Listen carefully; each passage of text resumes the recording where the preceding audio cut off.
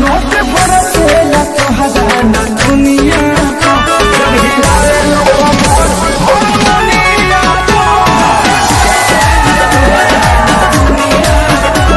So finally guys, नई video आ गई है पब्लिक में, वो भी हम दोनों की काफी दिनों बाद साथ में वीडियो आई पब्लिक के बीच में। इस बार पब्लिक में भोजपुरी धमाका किया है, तो प्लीज वीडियो को लास्ट तक जरूर देखना बहुत ही मजा आया एंड अगला गाना कमेंट में जरूर बताना है। Love you so much.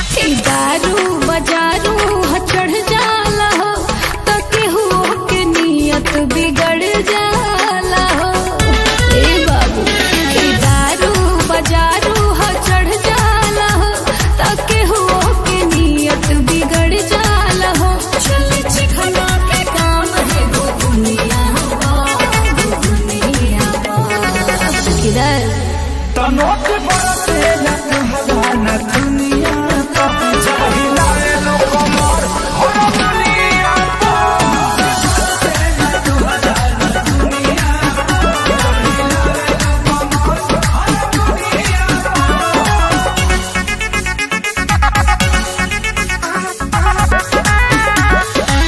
कैले दीवाना बानी यहाँ सब लोग के हो, यहाँ सब लोग के देखे दवाई दोनों ई वाला रोग के हो, ई वाला रोग के।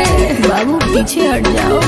सुनाओ हमरो तो आदत बिगाड़ दिहलू जब से नजरिया के मार दिहलू।